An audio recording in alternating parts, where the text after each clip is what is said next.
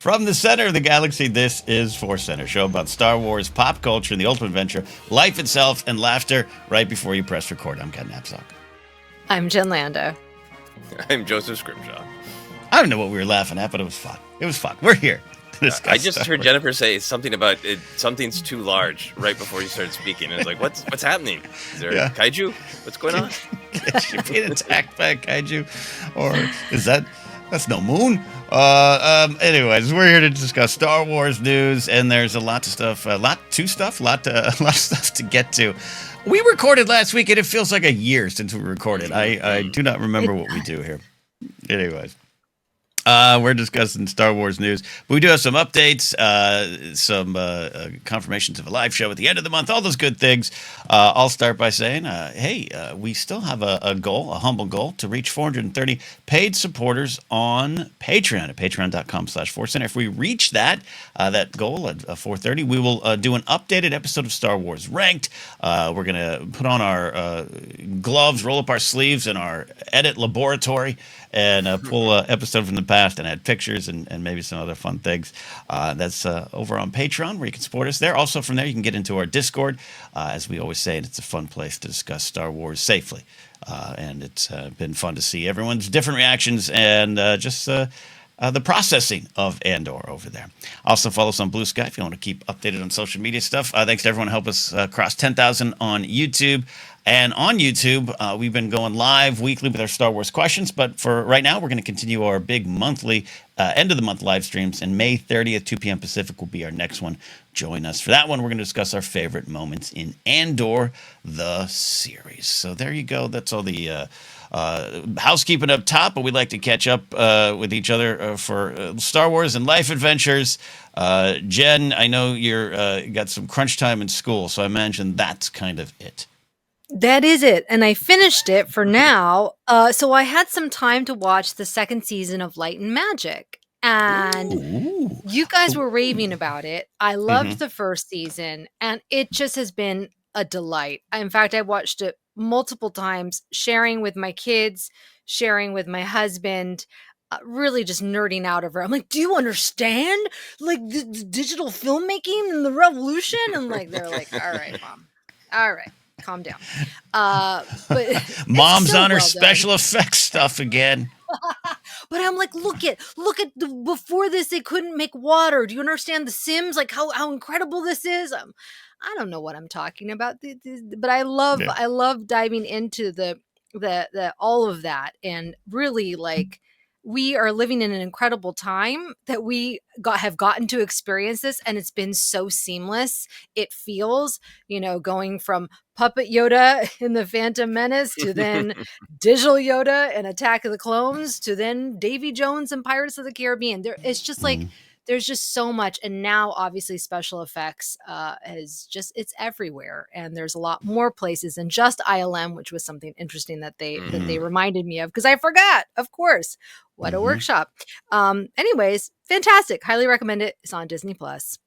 And it's directed by Joe Johnston, which you guys, you both said, like, it's interesting to have somebody who was a part of this history interviewing these people. It really added an interesting dimension.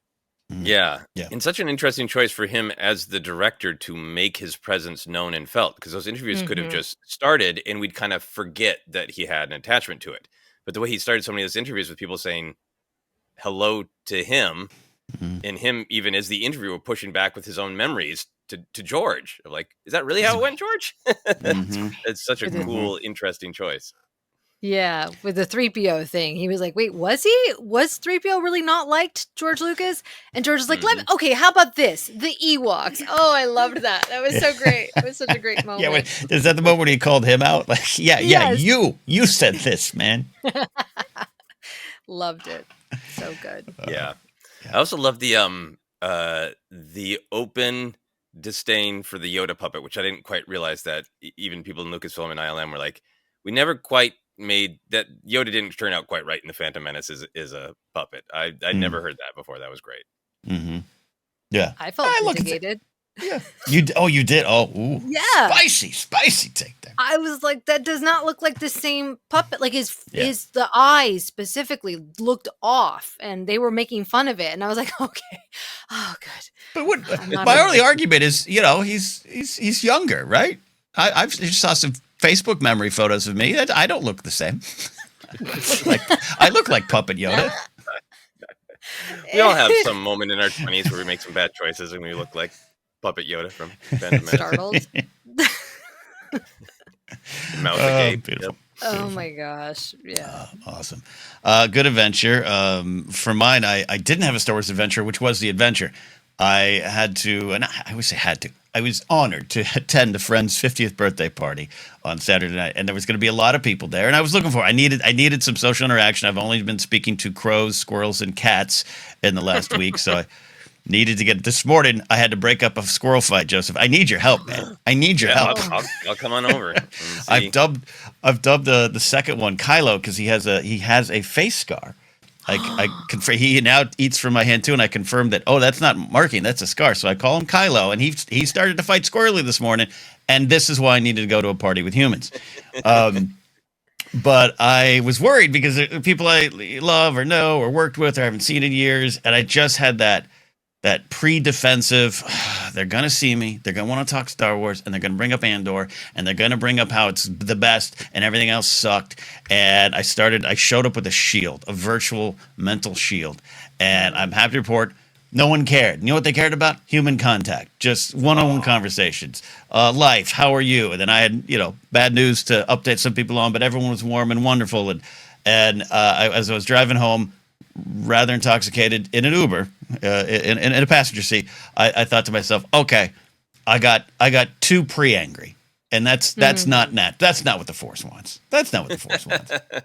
So that was my lesson. Let the Force just kind of guide you and play it as it lay, and don't show up with weapons in your head. That's yeah. What's in the party? What you take with you is Exactly.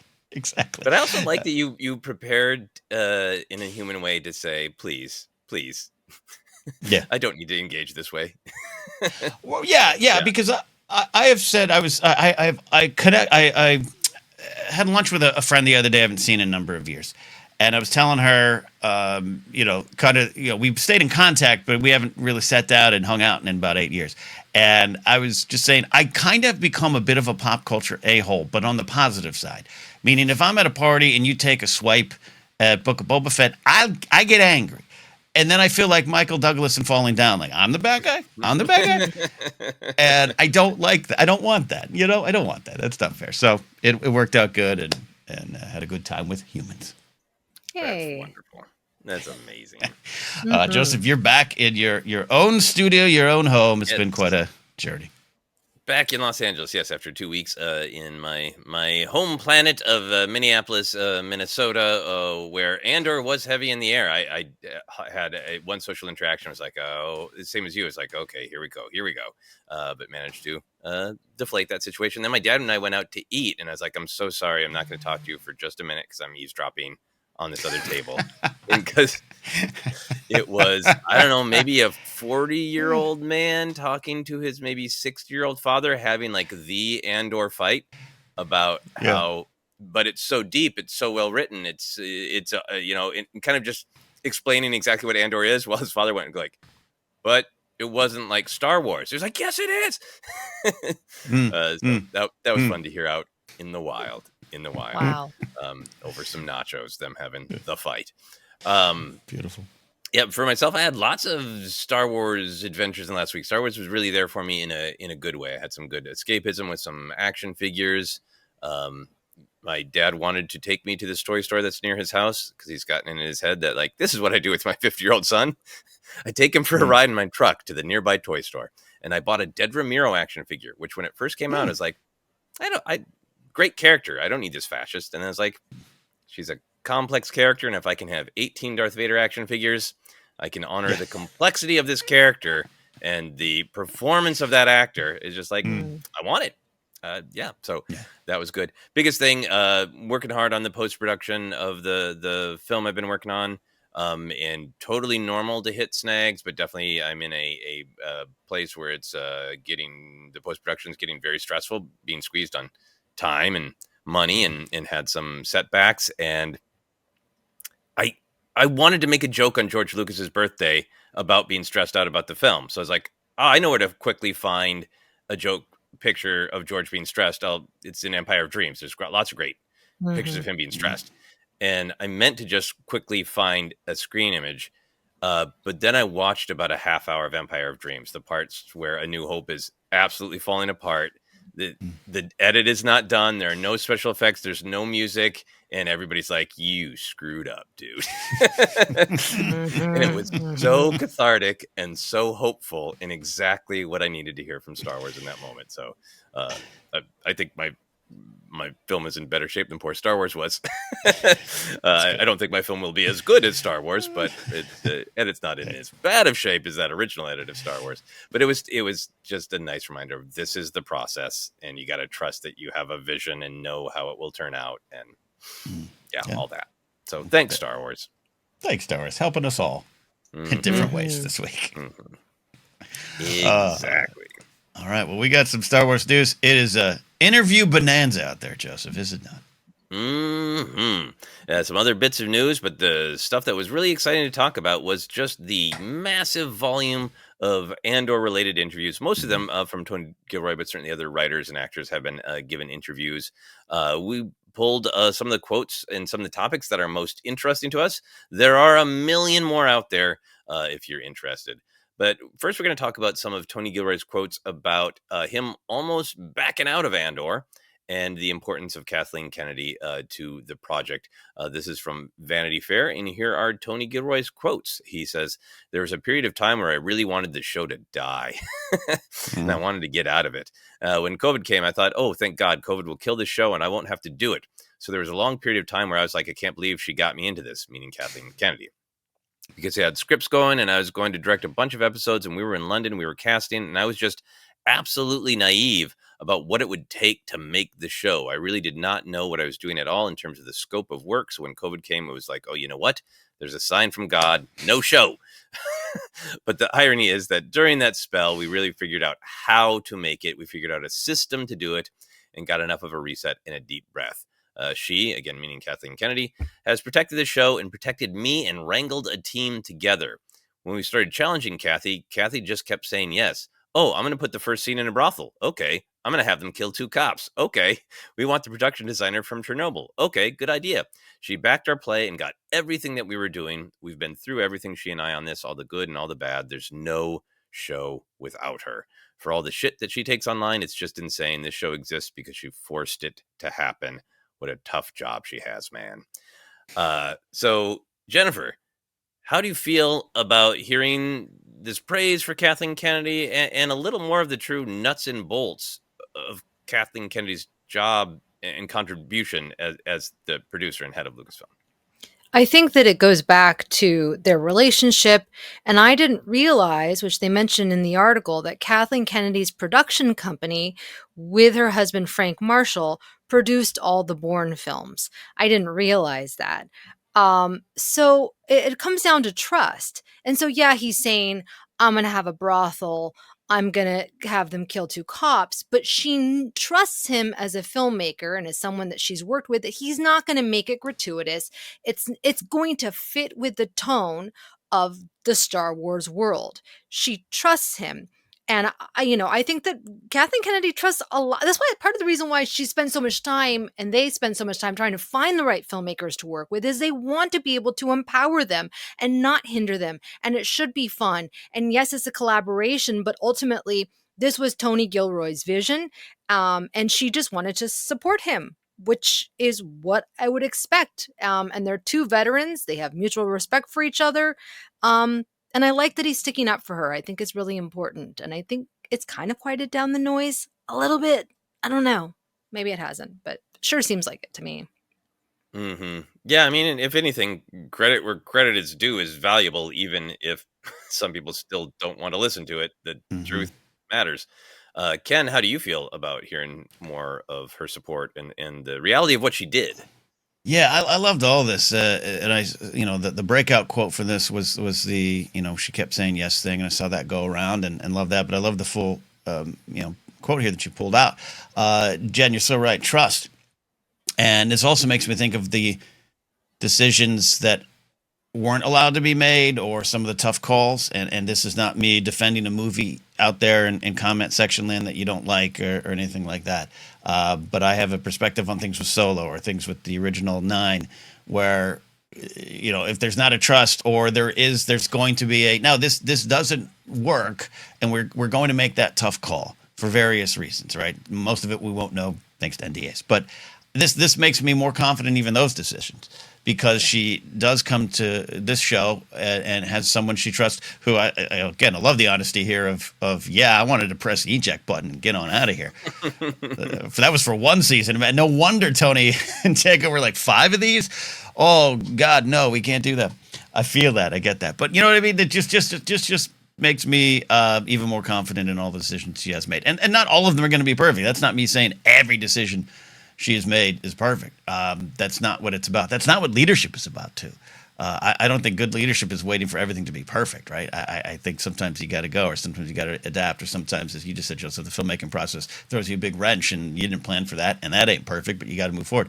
So I love this quote. And at the end of the day, having the man behind this show, one of the men, but the face of it in terms of behind the scenes right now for this show, just directly say for the shit she takes online, and acknowledging what's out there, sounding like Bail Organa at the Senate chamber. I think that's tremendously valuable. I'm with you, Jen. I'm sure there's a lot of videos and comment sections and Reddit threads that are not changed. They're unchanged by anything that's coming out of Andor season 2. But it seems overall, just in a general sweep, that it's a little quieter on that front. Mm-hmm. Maybe. Yeah. I love, Jen, what you're saying about trust, and I really like the Bourne franchise, and one of the reasons that I like it is it it's a spy show with lots of violence, but it has such heart to it, and it is also always so character focused that I would imagine, like, not just the process, but also the nature of the storytelling that they worked on together was, look, we're going to have all of these heavy ideas and heavy things, but there's a heart to it. There's a reason for it. So it's not like cool brothel, that there's a reason for it. We're going to talk more about everything that, she said yes to, but part of what I took away from this, particularly Tony Gurley talking about quitting, is that, a producer's job, Kathleen Kennedy's job, is not just to say yes or no. And I think sometimes there's almost a picture of it like there's a conveyor belt of ideas, and Grogu gets a yes stamp, and season 2 act like gets a no stamp, and I got my yes and my no stamp, and I just bam at my desk all day. Just the nuances of it. Of one of the things that I need to do is, Tony's an amazing filmmaker, but he hasn't made television, so I need to help him find his way in television. I think also people can really look at Kathleen Kennedy's role as just creative, and it is creative, but it isn't the rubber stamping ideas and shows. It's everything in the attempt to make something will be a problem. So there are logistical problems of how do we set this up? How do we deal with COVID? How do we wrangle relationships with talent, with budget? What creative choices are we okay with, and what creative choices are important to be like, we should line up with Rebels somewhat. That's important to it. Like, that her job in so many ways is just, here is a mountain of problems. You have the patience and the experience and the trust to help creators solve them. And that just, the scope of that job and the importance of that job, I hope people pay some attention to, since Tony Gilroy is calling it out with all of these sort of nuance and reality and passion that he put into the story of Andor. He's describing the behind the scenes story. Yeah. Years ago, I went to the producing conference at Sony, and because I was like, oh, I'd love to get into producing. I was very young, and I left, and I was like, I don't think I am meant to be a producer, because you not only are balancing, like you're saying, these creative story things. It's about budget. It is about your line items. It's about the relationships, like you're saying, bringing people together, whether it's talent, directors, writers, whoever it is. You're managing so many things, and you're dealing with so many different types of personalities, and money. And I was like, okay, that this is not for me. So, budgeting, no. So yeah, the producers are, they are lifesavers and keeping it all together and keeping all the creatives happy and working and functional. Mm-hmm. Yeah, directors are CEOs of these projects, or the producers. I'm glad, Jen, that you and I, maybe around the same time, had the realization of these things where you're like, I don't want to be a producer. And I realized a director is not just sitting on set pointing off for actors, as Joseph so wonderfully did in a post, honoring my misunderstanding of the job. And it takes a lot to do it. Yes. There is a lot of pointing, though, so you weren't wrong. There's a decent amount of pointing. Yes, and I would love to not be a producer someday of my own work. That would be great. Right, I would love a Kathleen Kennedy. Oh my Lord. So Gilroy also points out the risks that the show took, as we're talking about, with the style of storytelling, and that he was completely supported by Kathleen Kennedy. Other Star Wars stories have taken big risks, going back to everyone dying in Rogue One. Obi-Wan Kenobi was a show that was centered on the death and the failure of adults for keeping children safe, to the point where they had to put a warning on the first episode. I could go on with my own sort of opinion of different ways that Star Wars shows have taken risks. Why do you think Lucasfilm and Kathleen Kennedy do support these choices, these risks, Ken? I think it goes back to stuff she has said in the past, and especially around the time of Last Jedi and that doc, the director of the Jedi, of just, trying to find the heart of the story from the people telling these stories and making it personal, right? And having that personal connection. And yes, you're going to have release dates moved and director squabbles and script changes. And as much as I love episode 9, I totally get it. That was a lesson in, well, we are adapting on the fly and we've got to go. And so that's why I said earlier, I'm not here to defend any specific projects, but I'm here to defend her willingness to listen to the artists telling these stories. There's sometimes my least favorite criticism of Star Wars projects is when people just really do a lot of assumptions, throw in a lot of assumptions about the creators, right? Mm-hmm. Well, Dave did this because JJ and his team are lazy. Like that, I'm friends with one of the producers of Force Awakens now. I can tell you, I've talked to this guy. Ain't nobody lazy on that production. Not by a long shot. Not by a long shot. And the care that went into that by people who love this property, love this thing. It's all there. And so, Kathleen wants those people around. And I think is willing, again, I think I'm focused on some of the things that haven't happened in the past, but I think she's willing to hear it and listen to it, but still has to be, we talk about those guidelines or the bumper, the safety bumper things on a bowling alley lane there, right? She's got to have those on in Star Wars, got to keep the big philosophies intact. And there's also the budgets, right? Maybe I don't want to step too far ahead on anything, but I love Tony. He had a little interview clip of Selby. He's like, all right, I could get Ben Mendelsohn back. It cost me a lot to get him back. What do I do with him? That's the stuff you don't, when you hear a lot of people, why isn't so-and-so here?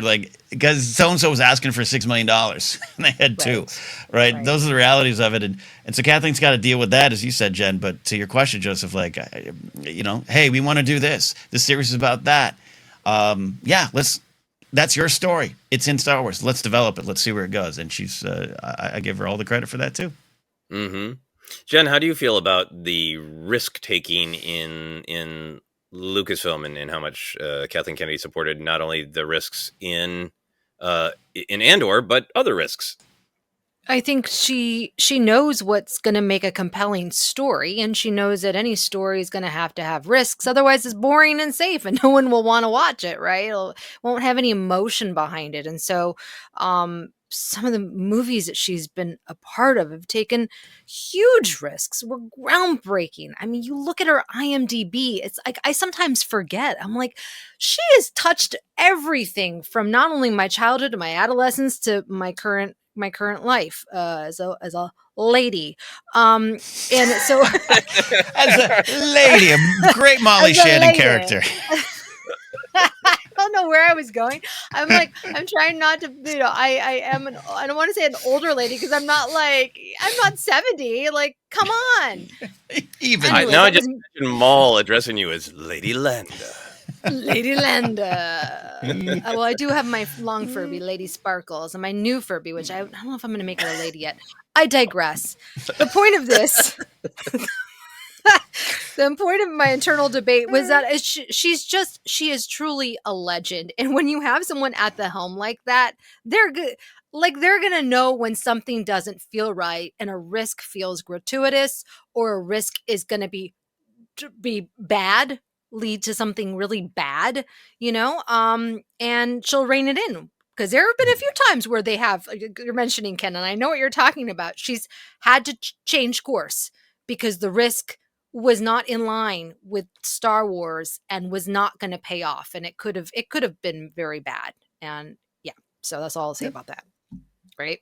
Yeah. But look, I wish there was the 6 years between the last film and Mandalorian Grogu, or almost 7 when it comes. I wish there was more in that. But also the restrainment, also the corporate decisions, also hey, Uncle Bob wants these directors because they're hot. Well, I don't want these directors. Well, you're gonna get them.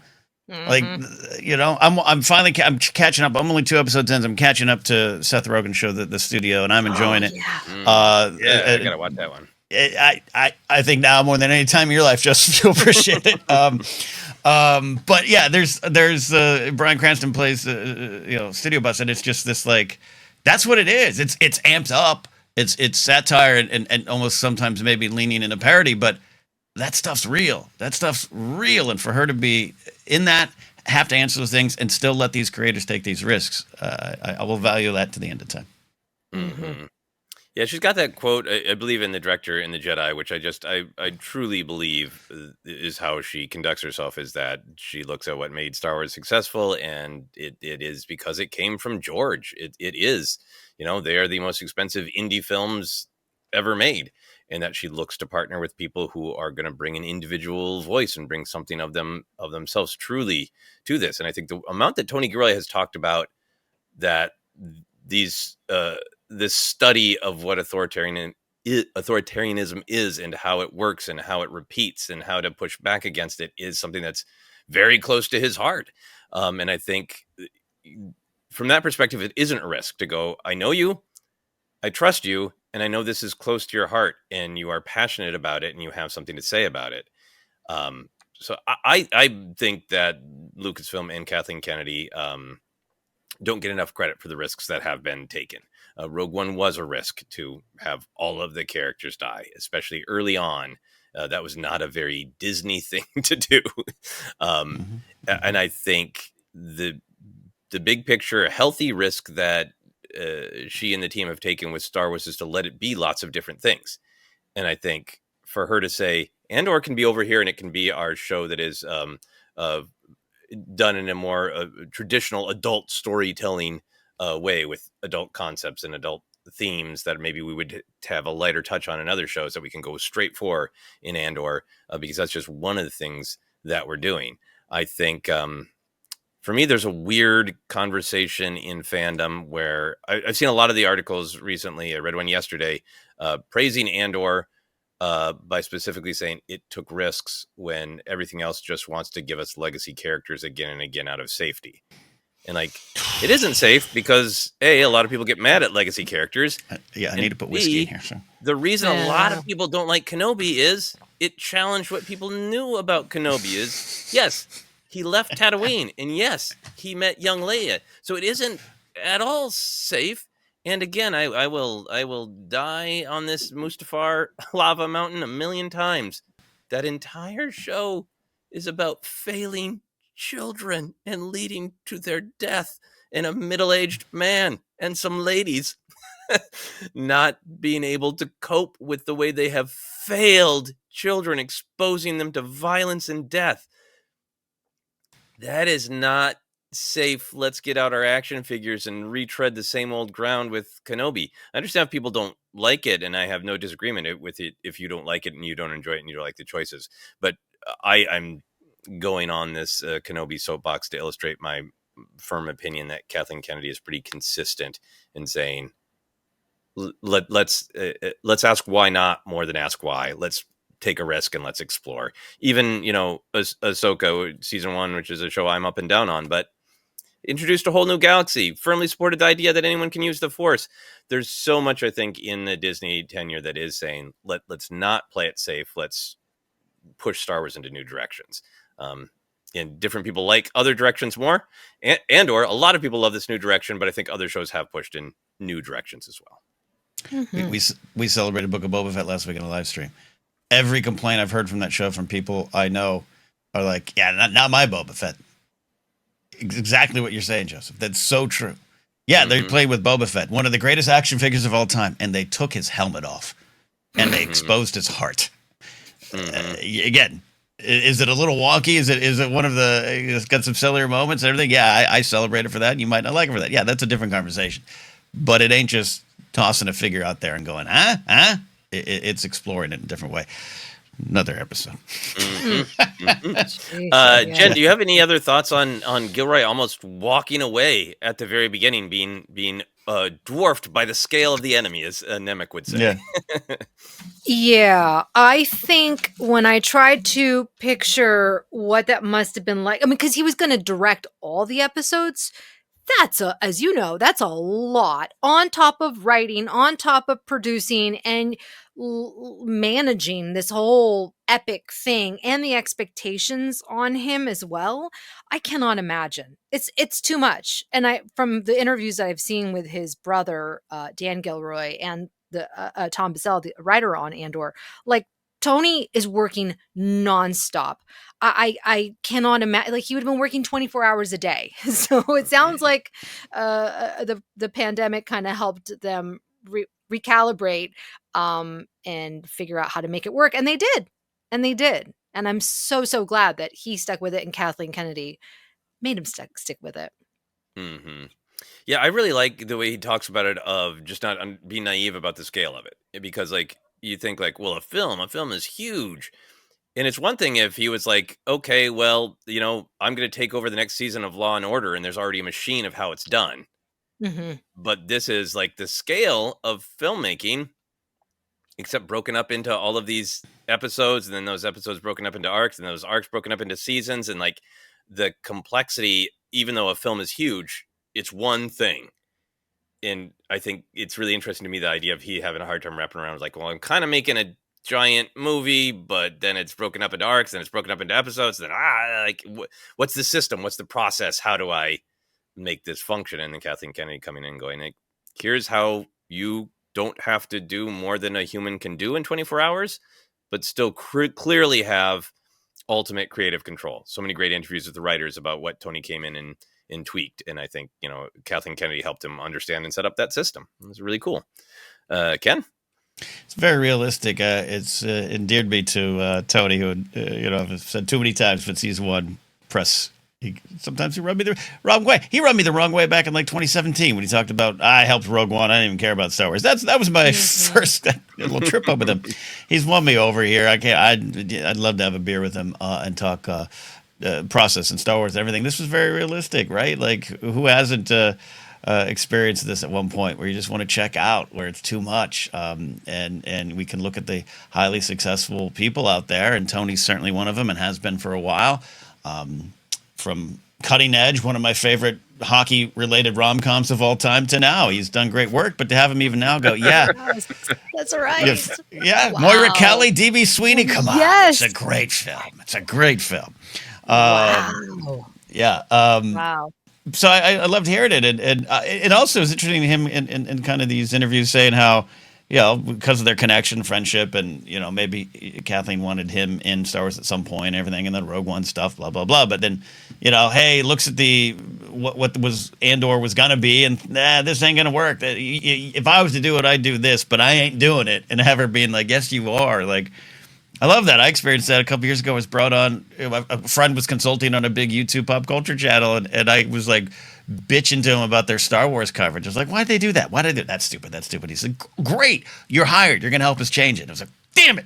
But okay. and it's good to have people push you into those kind of things. And that's part of what Kathleen and Lucasfilm people did for Tony. That's amazing. Jen, if you could have a super pro producer like Kathleen Kennedy help organize something in your life and set up a system to handle it, what would it be?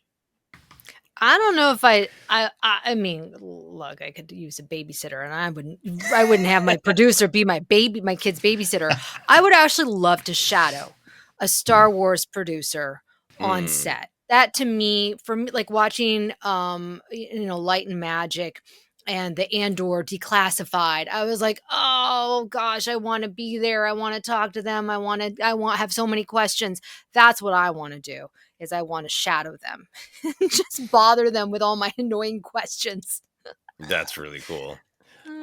Ken, if you could have a super pro producer organize part of your life, what would it be? I gotta say, I'm gonna shout someone out because this is happening for me right now. One of our longtime listeners, Steve, producer Steve. We met him in Chicago, 2019. He went to school for broadcasting and producing, and he's helped me with some of my personal shows of Blathering. And when I say help, he's keeping me afloat because I think I would have quit a long time ago. I get overwhelmed. I have too many things going at once. I'm trying to fight to survive, and I'm bad at this kind of stuff.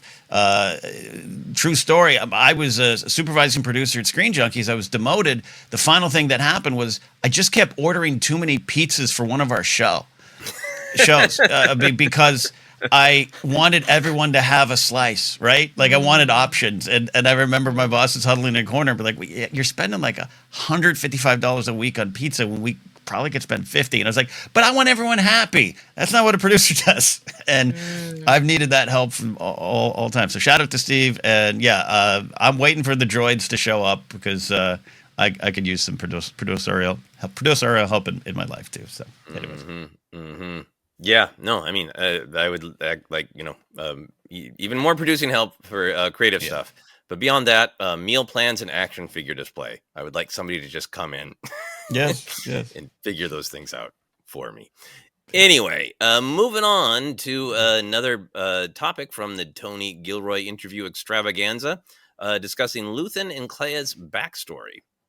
This came from a discussion with Entertainment Weekly about why Luthen and Kleya got a backstory, and here is what the article had to say.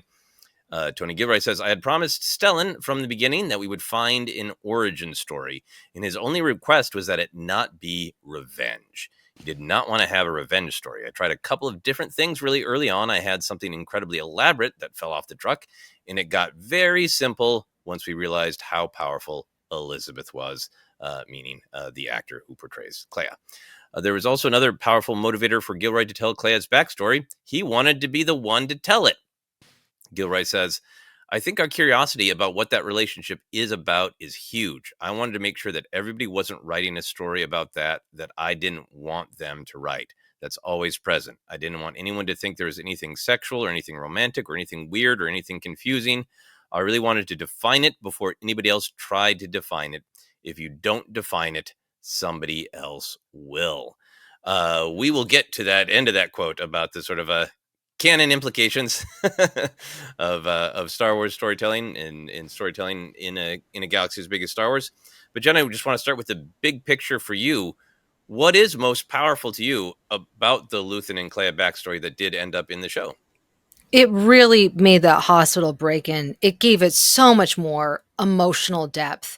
I mean, of course, Elizabeth brought it, but it's like it gave me the understanding of why she would risk everything to go there, and it's so complicated, and I'm seeing that on Elizabeth's face, but then also seeing the fantastic performance from the young actress, and really seeing this like steeliness that this child has had, and seeing the adult version of that. It just was really, really beautiful, and it made this, like, I don't want to liken it to a heist scene because it's not, but if you didn't have that backstory, it could come across maybe a little bit like, I mean, obviously the end of her performance really gives it emotion as well, but like it could just kind of feel like, ooh, a fun spy thriller, right? But knowing that backstory, you're like, oh my gosh, like, wow, it gives it a lot more stakes. Yeah, I think part of what was so compelling about Kleya and Luthen is they're both so committed to the cause, both so embracing the necessity, in their opinion, for violence, And with Luthen, even in season 1, we kind of saw some cracks, kind of saw some humanity, like him wrestling with, I slipped up with Andor, and with Kleya, she was just nothing but steel. I felt like in the first season. And it raised these questions of where did the steel come from? And where did those cracks of humanity come from? And I think what's powerful to me about the choice, I love what Gilroy said about it. It isn't anything sexual. It isn't anything weird. I love that for both of them, their relationship is created out of both violence and empathy, which is what they are wrestling with how they're conducting the rebellion, how they're conducting their own personal lives, that her life was shattered by the violence that Luthen was complicit in. The fact that Luthen's backstory is saying, make it stop, not being able to handle his involvement in the violence, and then turning around and becoming so committed to violence as a necessary part of the rebellion. In the fact that it isn't just he's a hero who came in and rescued this orphan, but it's that he probably had a hand in orphaning her and had the empathy to say, then I need to step in. That the fact that their backstory isn't just like this is the wound that made them who they are, but that it's so entangled in their own identities personally and the way they conducted the rebellion, I think is what made it really powerful. And I really love that it is a father and daughter relationship, because so much of Star Wars is about family, and in particular, non-traditional family. Everything from the story of Luke and Han and Leia finding each other, you go on and on about non-traditional Star Wars families. I really like the origin story that they are a weird family of two who are tied together through violence and empathy. Really, I'm so glad that the show took the time to solidify that instead of letting us have that hospital scene. Without that backstory, the hospital scene, you're right, Jen, could have come off as just like, wow, she's such a hard ass. Taking out Right. this guy, yeah, but it gave it everything. Ken, what's powerful to you about Luthen and Kleya's backstory? You touch on perhaps my favorite thing in it, and maybe in Andor overall, is that Make It Stop, the title of the episode, but that moment with him. And drawing from the real histories. I know this is directly connected to some horrific events in Vietnam, but also just history and war, and that it is. I love that Stellan's saying not revenge, but this is definitely a reckoning, and it's definitely multi-layered. You're bringing in there's definitely father daughter, but I also like that there is that kind of like when it suits us. But it's a relationship, it's mentor mentee without a doubt. But that it's clear and it's angry, and Kleya from that moment on. Even though they have probably moments of connection and softness, and we see, let's go get food and all that kind of stuff. There's just an anger there, and it is not revenge, but it's certainly a reckoning, which ties into what's going on. And I think for me, it all boils down to just giving us that moment of him essentially on a space helicopter going, make it stop as horrors are being perpetrated outside, that he probably took a part in, right? Like, that's probably what it is, and doing the duty, and I'm a soldier, and all those things. I just really love that clarity, the clarity they provide. Very, very powerful. So in this quote, Gilroy really emphasized how important it was that this was not a mystery, Luthen and Kleya's backstory. So Ken, when for you is it fun for fans to have a mystery, and when for you do you think it's better for creators to make sure that the story is clear? I'll take the easy way out and say a little case by case basis, and it's what you want to do with it. I mean, Tony clearly had, he had an idea. I love him saying, I wanted to define it. We'll talk about the other implications of that, but I wanted to find it, and how would that emerge in the story, right? And Elizabeth Dula gave an interview too, where she's from theater. A lot of people keep saying this is her first big credit TV wise. It is, but this is a very trained and accomplished theater performer, and saying, usually I have the answers. In season 1, I didn't know the answers. That emerged, and Tony kind of going, all right, we got something here that I want to explore, versus, hey, we always need it. I do like answers sometimes. We just said, I like a little more answers on Kenobi. I thought it was important what they did with that character in the series, Boba Fett, all those things. And there's other times I don't need to know any more about Kino Loy. I don't need to know how he got there. I don't even know if he's still bobbing in the water. I think it was great to leave it there, and they knew how to do that. But again, case by case, because someone could have an answer. Someone could come up with that kind of answer if they were to explore it, and I'd be willing to. But this is a great example of when it's truly effective. I don't think I need to know more about Perrin and Mon back in the day. Maybe going forward a little bit, but back in the day, I got it right. I think it was pretty clear. We didn't need flashbacks to explore that. This one, wonderful, pitch perfect. Mm-hmm. Jennifer, for you, what is that dividing line between enjoying a little bit of mystery, a little bit of being able to wonder versus, stories where you want clarity? I think like you're saying, Ken, case by case. I think because the character of Kleya was shifted to the forefront really in season 2, it was necessary to understand where she was coming from, or motivations, and Luthen as well. I think that was worked for the story. I don't need to know Yoda's species or planet. Like, there's just certain things where I'm okay with leaving things ambiguous. And as Star Wars fans, we have a funny relationship with it, because over the years, a lot of times a creator will come, whether they're writing a book or they're doing an animated show, and they're like, here's the answer. Here's how this happened. Here's the actual name of this character and how they got that name, right? And so we've kind of gotten used to these things being defined. But, I don't know if we'll ever get Kleya again. I don't know if we'll ever get Luthen again. But I think it was good or satisfying for me as a viewer to get those answers. Mm-hmm. Yeah, I think for me, case by case is the best and strongest answer. But for me, it was fun to think about, well, in which case do I want what and why? And I think there's an elegance to tip of the iceberg storytelling that just sort of just gives you enough hints that And I think Andor did that a bunch. It absolutely just dropped enough little hints so you got the arc of Mothma and Perrin's relationship, a young marriage that was by tradition. They had to come to Coruscant when they were young. They were probably much closer and more exciting in the past, and now they're stuck to each other. And anyway. Or I think a great example of that is the storytelling in the Solo film. There are just enough elegantly said things about Han's family of origin that you get it. Of his dad was a working man who made these, but something was not right at home because Han left and won't use that name and doesn't have people. It's just enough to know like that you can fill it in and you can wonder, and then you go back to things like, hey, everybody loves talking about the drop of the Clone Wars in the first Star Wars film. And like, I think there are things that it's fun to wonder about because I don't need everything answered. And I think in the example of Luthen and Kleya, so much of this final arc was about, here are the choices that you can debate the morality of that Luthen and Kleya made to build this rebellion.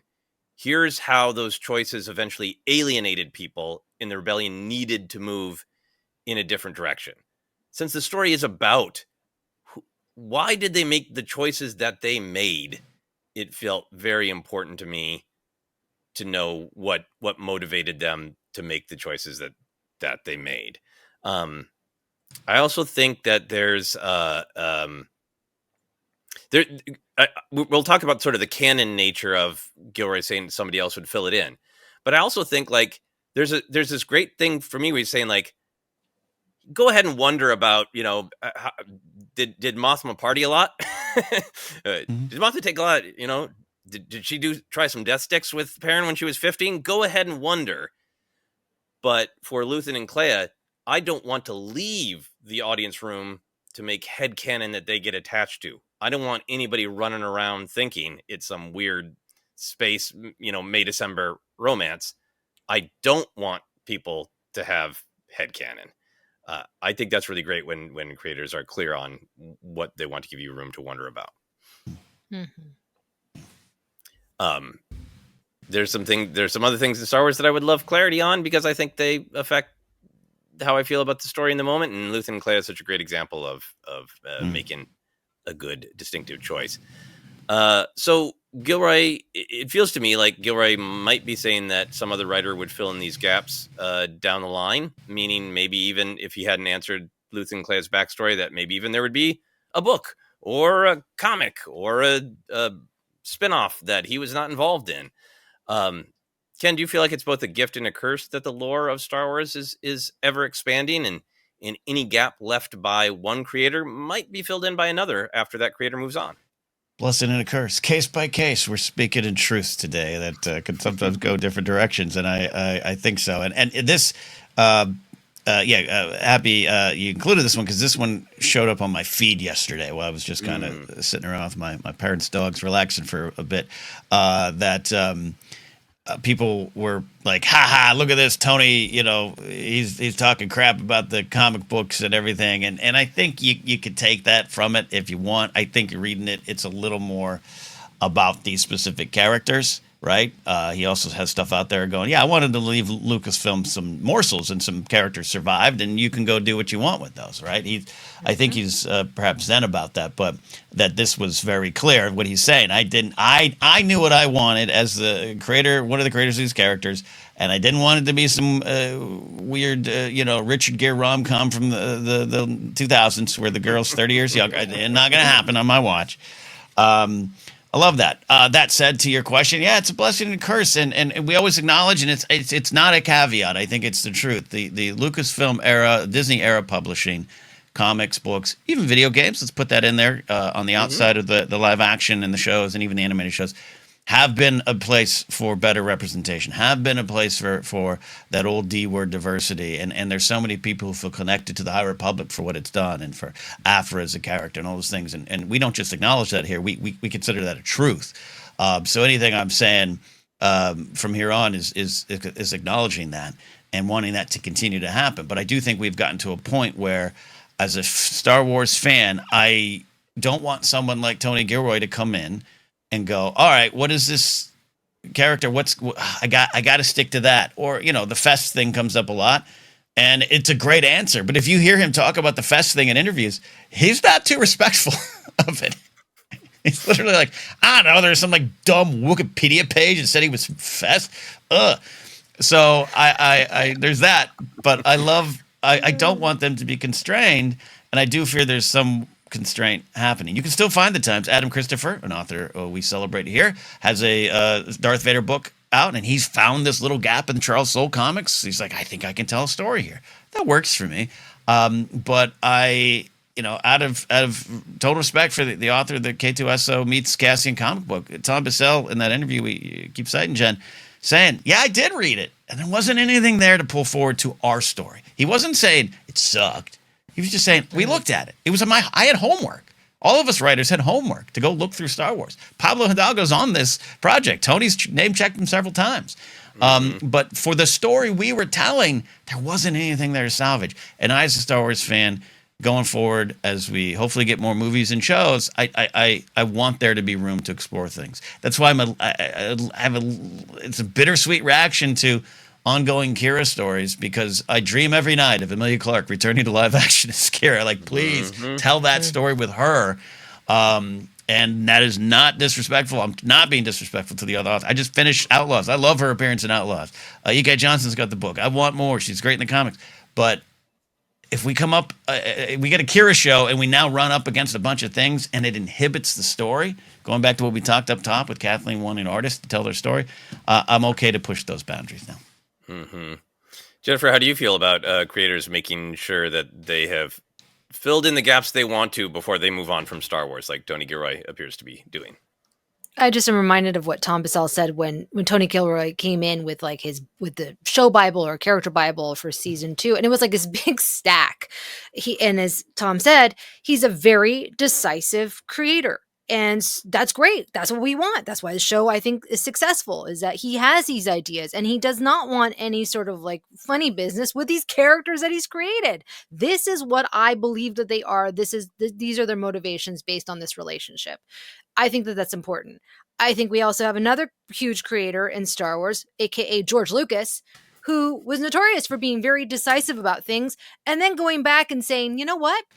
Actually, I want this instead," right? So I am always in service of what is going to be the best story. I don't care it's not that I don't care about canon, but I can overlook it if what I'm watching or reading is really compelling. And if it makes more sense and where the character is going to go long term, sure, override it, change it. I think it becomes really problematic when we're so boxed in by a comic, by a book, by one episode of the Clone Wars. Like, that to me is I cannot imagine being. You want to make things consistent, obviously, but you also at the same time, it's like I don't want it to be like a checklist of this is what we have to abide by. What's going to be the most compelling thing on screen or in text? That's what I would go with. But that's why I'm not Kathleen Kennedy, so or Pablo Hidalgo. Yeah. The publishing side, in including video games and that, is super smart, Ken. It has just been phenomenal at fleshing out Star Wars, but I think it has been most successful when it has found elbow room, like the High Republic, or what's going on Ryloth, and like, okay, we're probably not doing a Life and Times of Champs and Dula show. Maybe we should, but I think it has been. The Kira thing comes up to me a lot of, yes, are we in danger of filling things in too much that cuts off the possibility of the future? I thought what Gilroy was saying was really interesting, of like, hey, I'm happy to leave Bix, Dedra, Kleya, Bix and Cassian's child as gifts to the future of Star Wars, because I've told my story with them, and that's where they end in my story. And hey, set up a pitch competition where 18 writers come in and pitch Kleya a Star Wars story. Great. But this particular bit of canon of Luthen and Kleya's backstory was fundamental to the time period and the identity of the story that he was telling.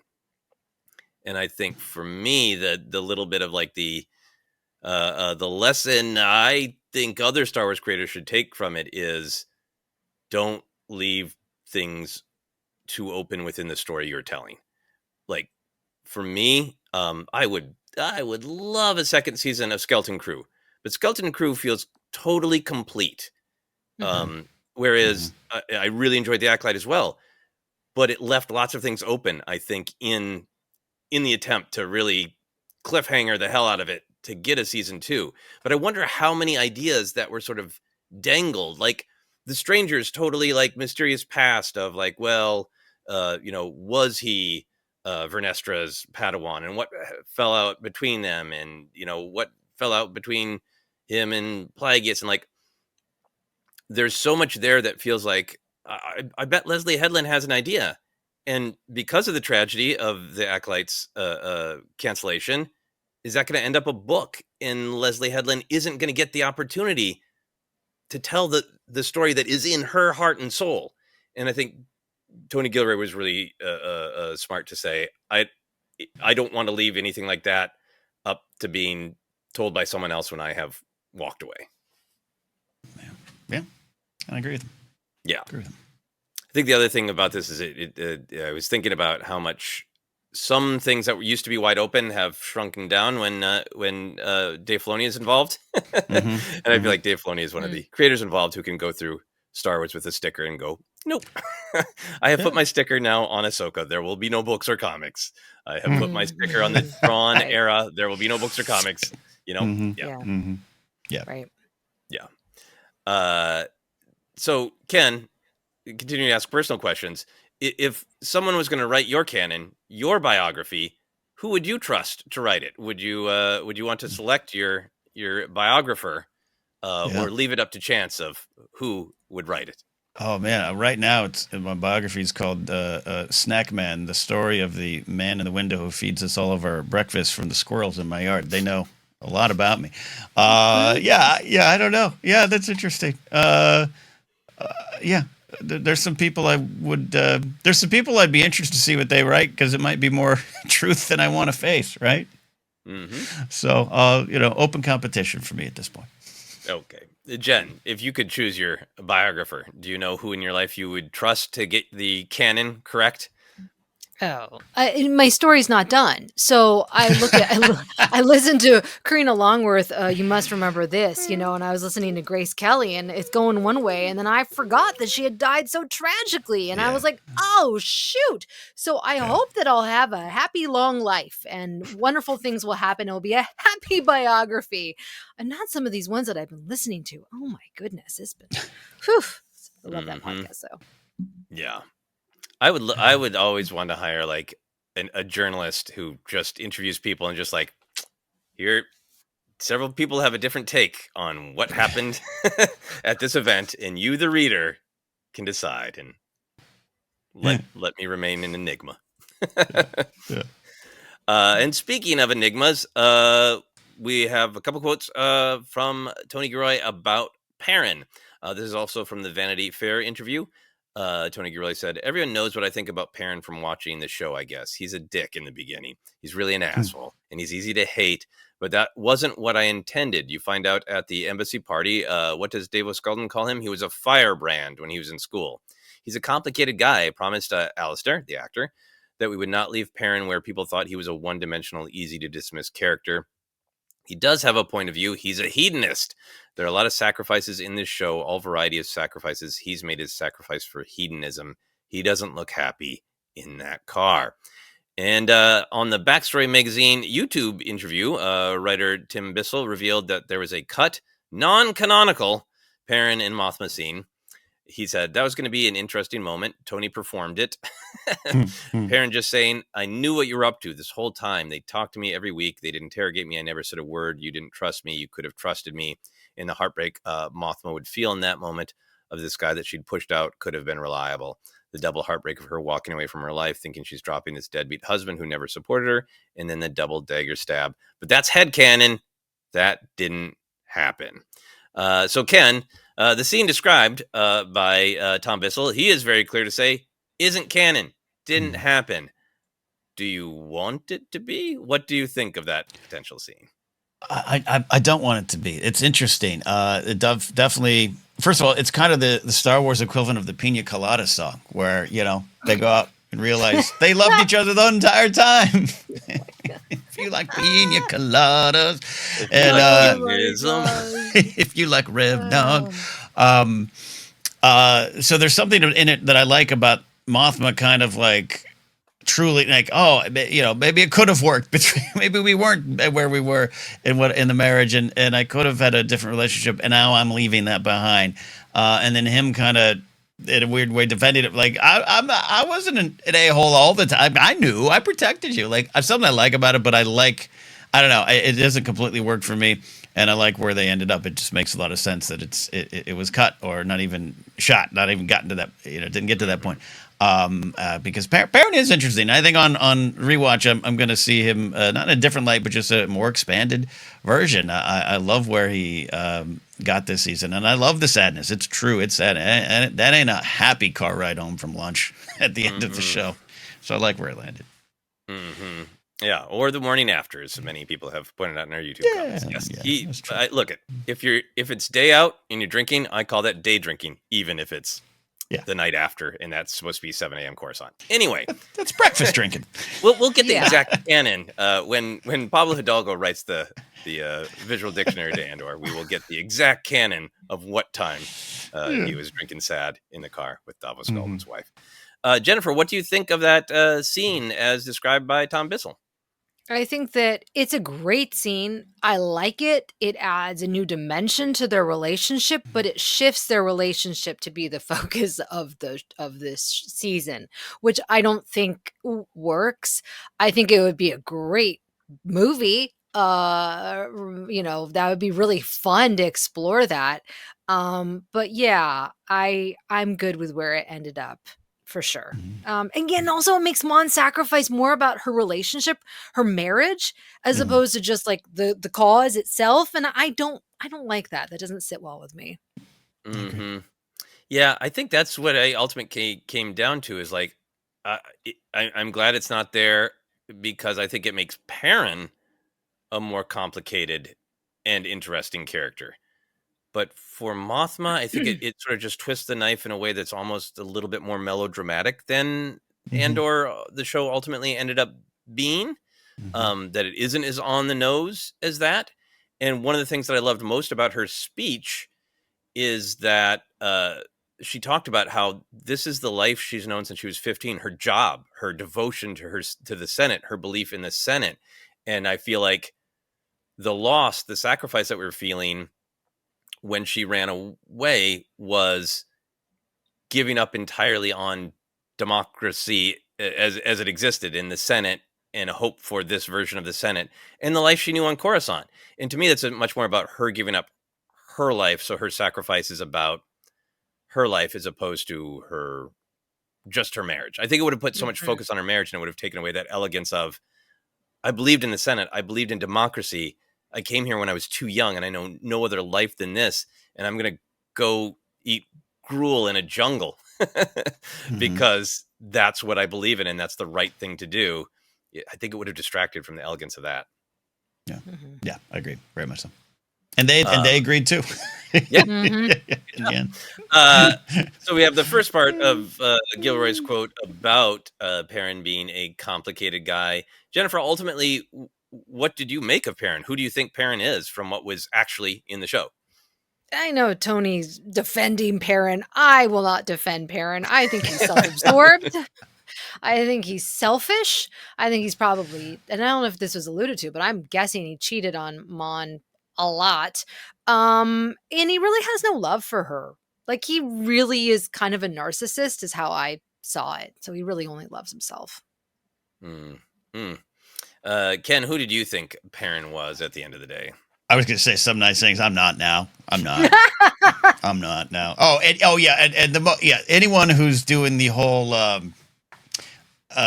anyone's doing the whole like, oh, is that your boyfriend? I know what you were doing, Perrin. You were stepping out. Don't even doubt it, Perrin. The gambling. Yeah. Like, oh yeah. What goes with late night gambling and drinking far away from home from a guy like Perrin, whose wedding speech was joy? So no, but to not to defend him at all. I think what's interesting to look at his character is what he represents in this highly political story that's about action and revolution. He was a firebrand at one point in season 1. I forget the exact quote, but I'm glad it was mentioned there, Joseph, of just like he came out of school a little more involved and a little more interested in it all, and now it's kind of boring, and he just wants dinner parties, and that's sometimes the choices that you see out in our world, right? Why does it have to be political, folks? That's kind of what he represented a lot to me in season 1. I'd be interested, again, not in a backstory way, but as Mon's getting more involved, did he feel neglected? That's not her fault. That's his reaction to it. But like, how did the line start to divide, and when did the passion leave? And it was an arranged, traditional marriage anyway, so that's tough to overcome. And it's fascinating to look into. And then where we see him I think he's got some heart and soul buried in there, but he has decided. To me, this is about his decision. It isn't. Yes, your wife may have gotten so involved in this, and you're not sure about it, and you don't want to follow it, but you have a way to decide how to react to that. It's your choice, and not hers. It's not about her. It's about you here in this situation. He continues to choose the path of least resistance, and that leaves him sad and lonely and broken. And I think I really did love that postscript on his scene, on his life. It made sense for me. Mm-hmm. I didn't defend him, Jen, right? I didn't defend him. No. I think he is. I think he does come across as a complicated, nuanced character who made a terrible choice. That speech is so great in the wedding episodes, because I think it ties everything together. To me, he is a contrast to Mothma, because he lost his fire and she never did. I love the picture that he was a firebrand. He was political. He was a match for Mothma, like a lot of young people of like, great, let's go take on the world. Here's what's wrong with it. Here's what I can do. Here's how I can change it. And as he says in that speech at the wedding of, the galaxy will deliver to your door all sorts of things to have anxieties about. And as problems piled up at their door, Mothma kept saying, what can I do to change it? What can I do to not give up? What can I do to not give up my passion and my belief that even though the galaxy has delivered us nothing but problems, what can I do to fix them?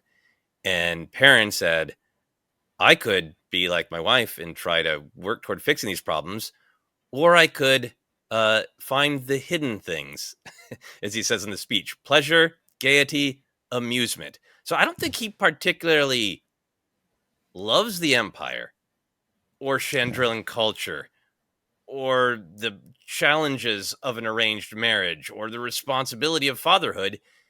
He's just saying, instead of dealing with any of these problems, I'm going to gamble. I'm going to drink. I'm going to take Davos Skulden's wife. I love my wife, and I'm impressed by her, and I'm kind of disgusted by her because she's a constant mirror for how I gave up in life. Your daughter's mother-in-law too, by the way. What are we doing here, Bear? Yeah. Come on. I just love the kind of dark truth hiding in that speech. That speech is so nice about it's. Hey, life is hard, so find the things that give you comfort, fun with friends, a party, a beautiful sunset, a flower. It's a beautiful speech, but I think the portrait what he is doing is like, I didn't find a flower. I found 48 hours of gambling and 3 hookups that I don't remember. Which leads to my final question of, what is the line between joy and hedonism, Ken? I think joy can still contain a lot of poignancy and a lot of connection to other people, and still understanding your place in the world. Hedonism seems to be completely selfish, dead end. Fallen feels like flying for a little while, right? The movie Crazy Heart. It definitely seems fun. I'm a little hedonistic with food right now because of my situation.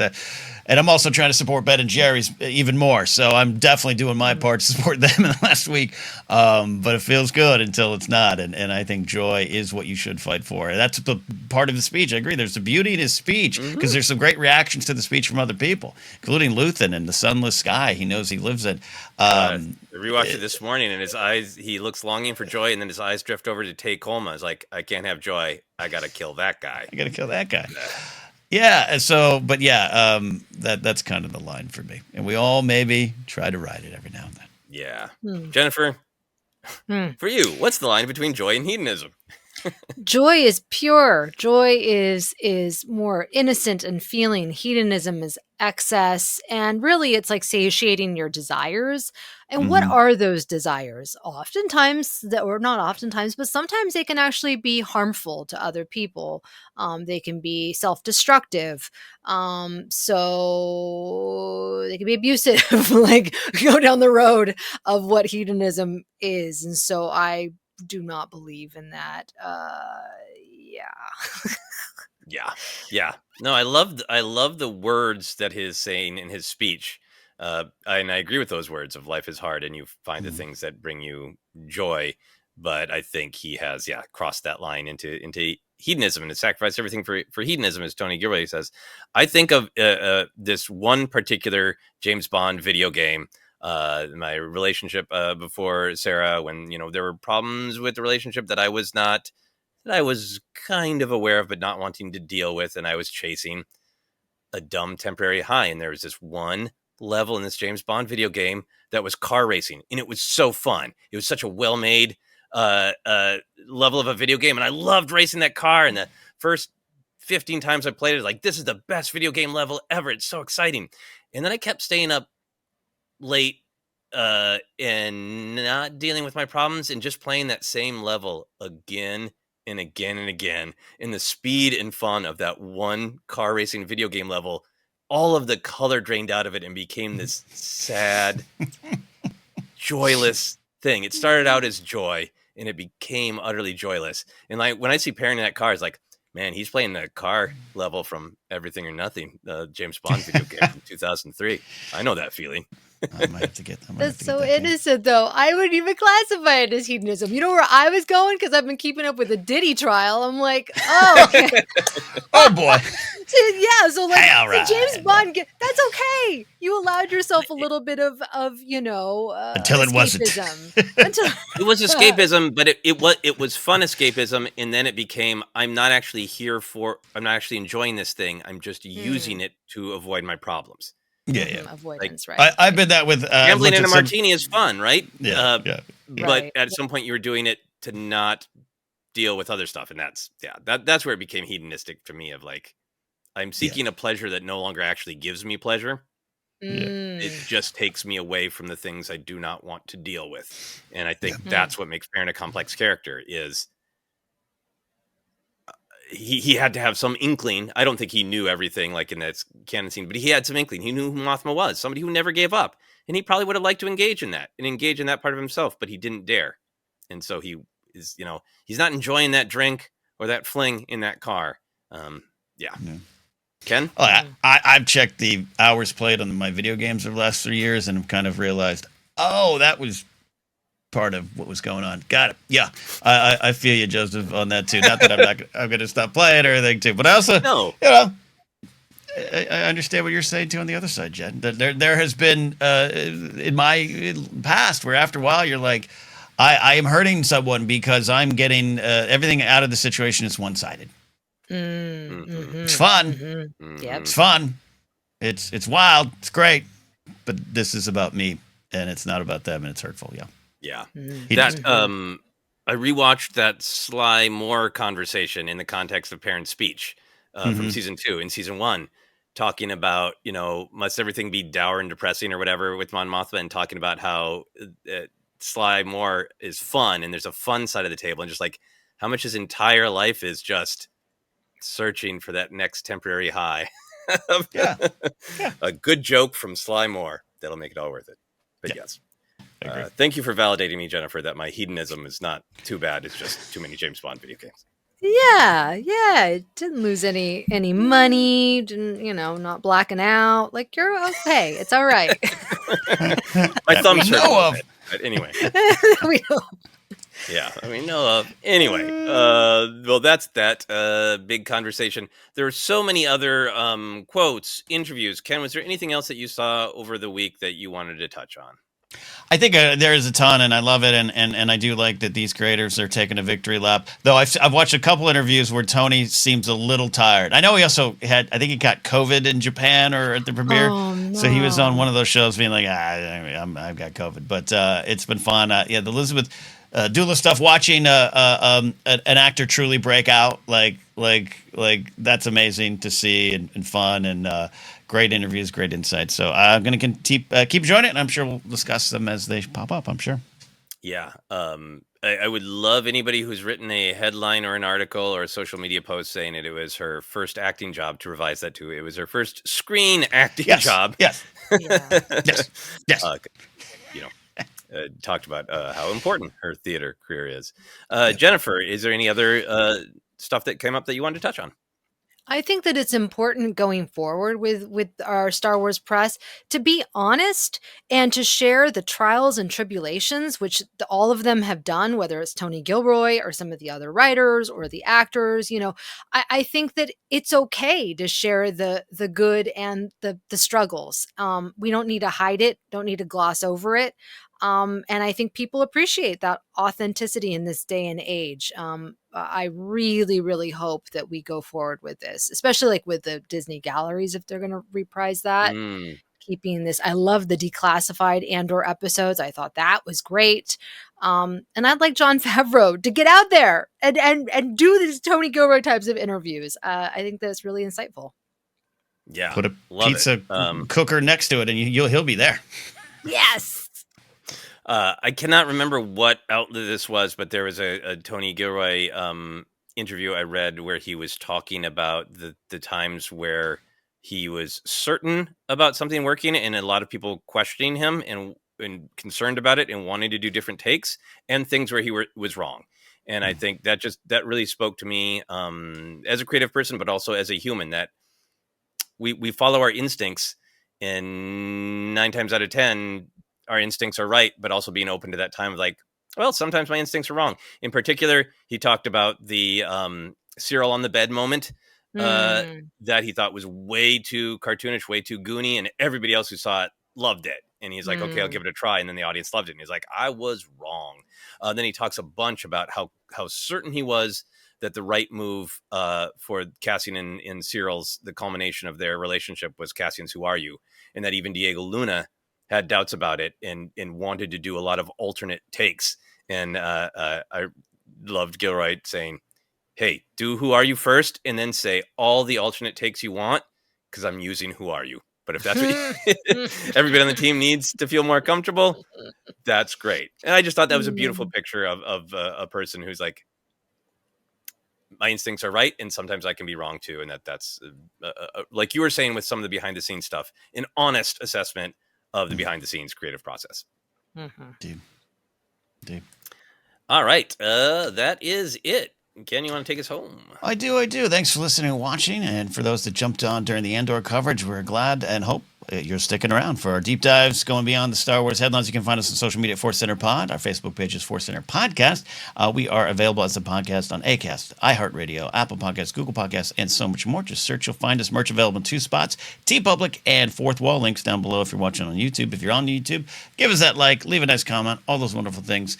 We do appreciate that. And you can support us directly at patreon.com/ForceCenter. And there, as I said before, get into our Discord. Follow me at CatNapsock or my website, catnapsock.com.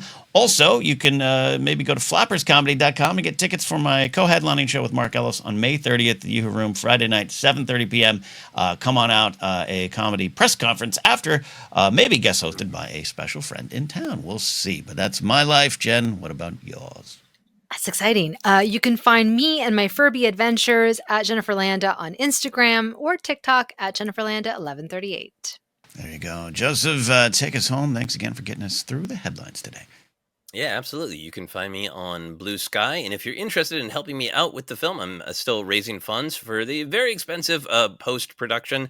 I have an agreement with an organization called Film North that they can collect one-time tax-deductible donations to the film. If you're interested in that and reading up about it, you can go to my website, josephscrimshaw.com, and there's a big link right there. I just got my monthly report, and I see that people have been helping out, which I really appreciate, and particularly in this time that is very, very difficult for all of us. So thank you for all of the support from our Force Center family on this big film adventure that I've been on.